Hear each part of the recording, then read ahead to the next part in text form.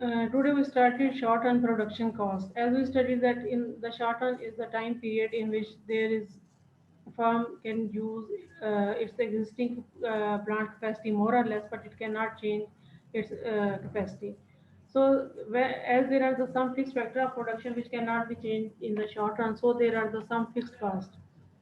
And there are some variable costs and some total cost. Fixed costs are those costs which are not changed with the production. आपने उसको in any case पे करना है या आप पे कर चुके हैं, जैसे आपने कुछ ज़मीन खरीदी है या आपने कोई बिल्डिंग रेंट पे ले ली है, तो आप प्रोडक्शन उसमें हो रही है या नहीं हो रही है, आप उसे यूज़ कर रहे हैं या नहीं, आपने वो कास्ट पे करनी है. It is called fixed cost.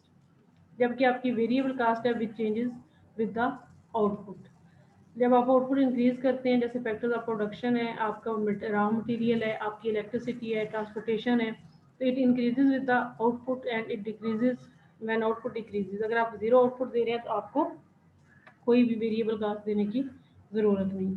जबकि आपकी total cost is equal to total fixed cost plus total variable cost है. इसमें आपके ये सामने टेबल में भी गिवन है, जैसा कि अगर आपकी टोटल आउटपुट 0 यूनिट हो तो आपकी टोटल फिक्स कास्ट $100 है. अगर आपने इसका कोई रेंट पे बिल्डिंग ली है या आपने कोई चीज़ फिक्स मशीनरी खरीद ली है, आप चेंज नहीं कर सकते, देन इट इज़ $100 और आपकी ज़ीरो आउटपुट पे भी $100 ही रहेगी. लेकिन अगर आपकी आउटपुट ज़ीरो है तो आपकी टोटल वेरिएबल जो सी है वो ज़ीरो ही रहेगी. आपकी इसके अलावा टोटल कास्ट क्या होगी? Total cost fix cost plus total variable cost. अच्छा, अब आपकी एवरेज फिक्स कास्ट क्या होगी? तो आपने जो सेकंड कॉलम है इसमें जो भी आपकी कास्ट दी हुई है ना, इसको आपने क्वांटिटी जो आप आउटपुट प्रोड्यूस कर रहे हैं उससे डिवाइड करना है. 100 को 0 से डिवाइड इसको आप छोड़ दें, इधर 100 divide by 1 will be equal to 100. 100 divided by 2 will be equal to 50. जब आपकी यूनिट ऑफ प्रोडक्शन 3 हो जाएंगे, 100 divided by 3 will be equal to 33. इस तरह जो जो आपकी प्रोडक्शन बढ़ती है आपकी एवरेज फिक्स कास्ट कम होती चली जाती है. एवरेज वेरिएबल कास्ट क्या है कि आप इसको टोटल जो भी आपकी वेरिएबल कास्ट है जो कि यहाँ पे दी है 90 है, 170, 240, 300, 370, इसको आप यूनिट जो प्रोड्यूस हुए हैं इससे डिवाइड करें तो आपकी एवरेज वेरिएबल कास्ट आ जाएगी. एवरेज टोटल कास्ट क्या है कि आप इस कॉलम 2 एंड 3 की क्वांटिटीज को ऐड करें तो ये आ जाती है आपकी टोटल कास्ट. इसको आप आउटपुट से डिवाइड करते चले जाएं तो आपकी आ जाती है एवरेज टोटल कास्ट. और मार्जिनल कास्ट क्या है? It is change in total cast divided by change in quantity. Change in total cast आपने कैसे निकालना है? 190 माइनस यहाँ पे आपकी टोटल कास्ट, सॉरी इधर है 190 माइनस 100, ये कॉलम 4 में इस तरह, तो आपका 90 आ गई. 270 माइनस 190 80 आ गई. ये आपकी change in total cast divided by आपने 2 माइनस 1 तो 1, 3 माइनस 2 तो 1, 4. आपने इसको 1 से डिवाइड करते चले जाना है. यहाँ आप सिंपलिसिटी के लिए यहाँ पे चेंज हमने 1 ही रखा है, अदरवाइज यहाँ पे डिफरेंट भी हो सकती हैं.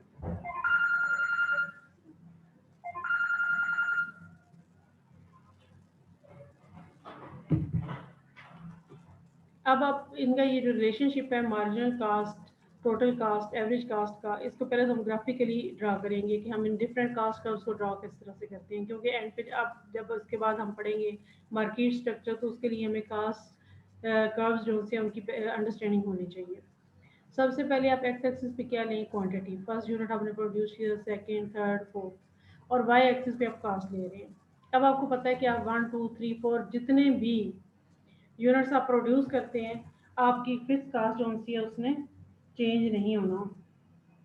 जब फिक्स कास्ट ने चेंज नहीं होना तो आपका ये जो कर्व है ये आपका हॉरिजॉन्टल स्ट्रेट लाइन है. इसका मतलब ये है कि जो जो आपकी ये बढ़ती रहती है क्वांटिटी, आपकी टोटल फिक्स कास्ट सेम ही रहती है.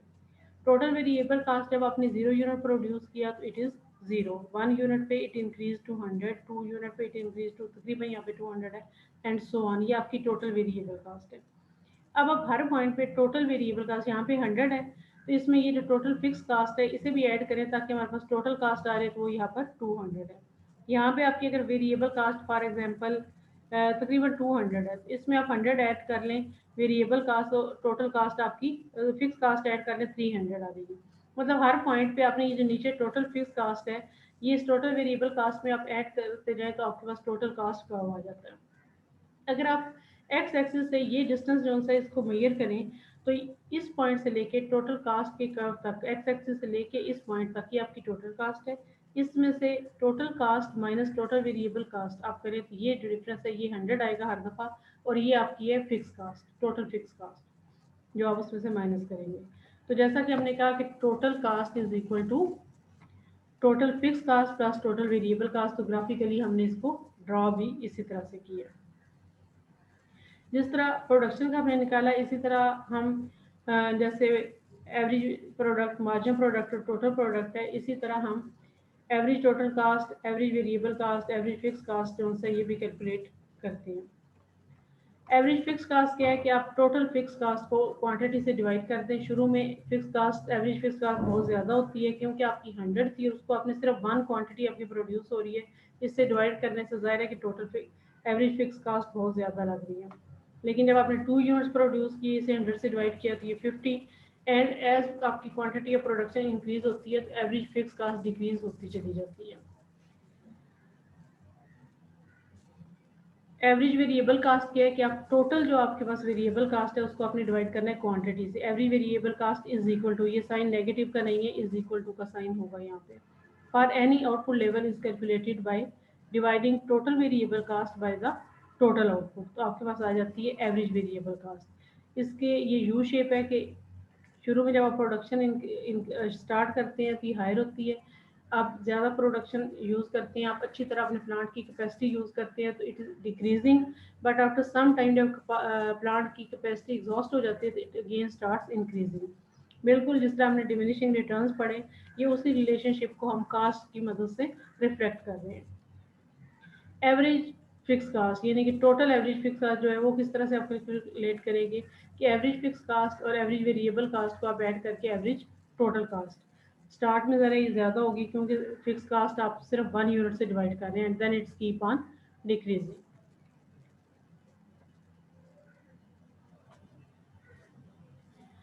एवरेज टोटल कास्ट जो अभी हमने कर्व से देखा, इट विल बी, इसके कैलकुलेट अगर आपको मैथमेटिकली क्वेश्चन आ जाए तो या तो आपके पास टोटल कास्ट दी होगी जिसे आप क्वांटिटी से डिवाइड करेंगे और आपके पास एवरेज टोटल कास्ट आ जाएगी। लेकिन अगर आपके पास वो नहीं दी हुई है, आपके पास फिक्स कास्ट दी हुई है, वेरिएबल कास्ट दी है, क्वांटिटी, तो आप पहले फिक्स कास्ट को क्वांटिटी से डिवाइड करें, आपके पास आ जाएगी एवरेज फिक्स कास्ट। फिर आप वेरिएबल कास्ट को क्वांटिटी से डिवाइड करें, आपके पास आ जाएगी एवरेज वेरिएबल कास्ट। इन दोनों को आप ऐड करेंगे तो आपके पास आ जाएगी एवरेज टोटल कास्ट। अच्छा, अब फाइनल कॉन्सेप्ट जो हमारा कास्ट में है वो है मार्जिनल कास्ट। ये it is important with the point of production point of view की प्रॉफिटेबल है, या आप न्यू जो भी कास्ट, आप नई क्वांटिटी इंक्रीज करने से आपकी जो मार्जिनल कास्ट ऐड हो रही है वो आपके लिए आपके प्रॉफिट से कम है या ज़्यादा है, इसलिए it is an important concept. It is the extra or additional cost of production producing one more unit of output. Marginal cost can be determined for each added unit of output by noting the change in the total cost divided by unit that unit production entails. मतलब आपकी total cast में जो भी change आया है उससे आपकी जो आउटपुट में चेंज आया है उससे उसको डिवाइड कर दें, ये आपके पास आ जाती है आपकी मार्जिनल कास्ट। जिस तरह मार्जिनल कास्ट कैलकुलेट करते हैं इसी तरह मार्जिनल प्रोडक्ट भी कैलकुलेट करते हैं, प्रॉफिट। अगर आपकी जो मार्जिनल कास्ट है वो आपकी मार्जिनल प्रोडक्ट से ज़्यादा हो तो आपके इसका मतलब है कि प्रोडक्शन जो सी है आपके लिए फ़ायदा मंद नहीं है, आप आखिरी जो यूनिट प्रोड्यूस कर रहे हैं वो आपकी कास्ट में ज़्यादा ऐड कर रहे हैं और आपके प्रॉफिट में कम ऐड कर रहे हैं। Marginal cost are cost the firm can control directly and immediately. Specifically marginal cost designates all the costs incurred in producing the last unit of output। तो इसके में डिसीजन मेकिंग किस तरह से है कि मार्जिनल कास्ट और मार्जिनल प्रोडक्ट को आप कंपेयर करेंगे, और इन दोनों की जो शेप है ये आपके लॉ ऑफ डिमिनिशिंग रिटर्न्स को रिफ्लेक्ट करते हैं। आपकी जब तक एवरेज वेरिएबल कास्ट डिक्रीजिंग है, मार्जिनल कास्ट कर्व इससे बिलो रहता है। जब आपकी मार्जिनल कास्ट कर्व इंक्रीजिंग होता है तो आपका एवरेज वेरिएबल कास्ट इसके नीचे होता है। ये आपके क्विज क्वेश्चंस हैं, इनके आंसर ये इधर दिए हुए होते हैं, इनको आप एक दफ़े से देख लीजिएगा, इसमें कोई समझ नहीं आएगी तो आप कल के क्लास में पूछ लीजिएगा।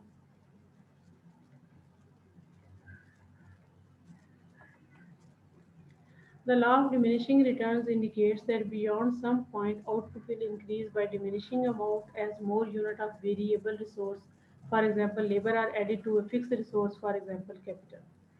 In the short run, the total cost of any level of output is the sum of fixed and variable cost. Total cost is equal to total fixed cost plus total variable cost. Average fixed cost, average variable, and average total costs are fixed, variable, and total cost per unit of output. Marginal cost is the extra cost of producing one more unit of output. वो क्या है, per unit output आपने निकालनी है, उसमें सब units का आप निकाल लेते हैं, तो उन पे पर यूनिट आपका क्या मतलब खर्चा आ रहा है अगर आप वेरिएबल निकाल रहे हैं या टोटल निकाल रहे हैं। लेकिन जो आपकी मार्जिन है वो ये क्या है कि जो आपने लास्ट यूनिट प्रोड्यूस किया था उससे जो आपकी कास्ट में ऐड हुआ है उसको आप मार्जिनल कास्ट कहते हैं, और उससे जो आपकी प्रोडक्शन में ऐड हुआ है उसे आप मार्जिनल प्रोडक्ट कहते हैं। Average fixed cost declines continuously as output increases. Average variable cost and average total cost curves are U-shaped, reflecting increasing and then diminishing returns. The marginal cost curve falls but then rises, intersecting both the average variable cost and the average total cost curve at their minimum points. In curves को बच्चों आप draw करके भी देखिएगा।